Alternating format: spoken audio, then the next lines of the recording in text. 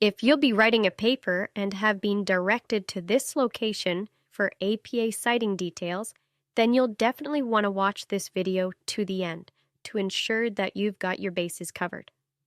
Citing is involved when you're writing about a topic that will require knowledge beyond what the average person is going to know prior to some research.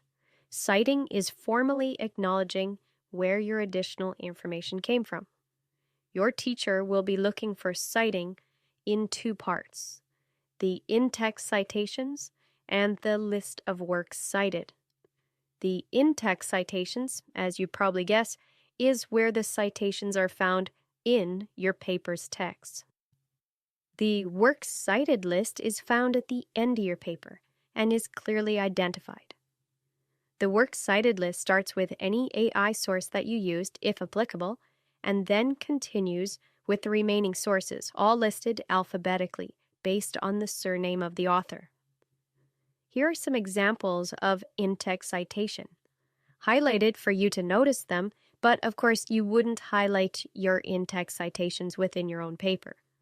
Your in-text citations will include a fact that is not common knowledge, quotes, paraphrasing or summarizing ideas that are not your own, paraphrasing or summarizing research that's not your own, and statistics that you didn't establish.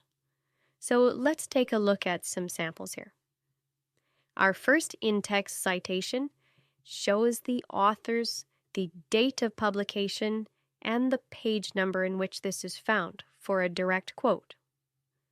The second example is a web page, so the page number doesn't make as much sense, so we identify the author and the publication date of that particular information on the website.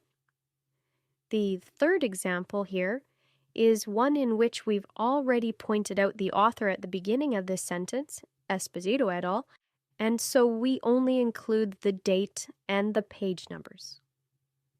Note that for every in-text citation, you can always find the details in the works cited list at the bottom. Note that if you use AI to come up with ideas, no problem, but you can't use AI in the in-text citations. AI is smart but not totally trustworthy. Thus, if your AI search gives you some facts or phrases that you want to use, you must confirm these with a more trustworthy source. And then, of course, in your works cited list. This video covered the big picture about APA citation, along with some common examples.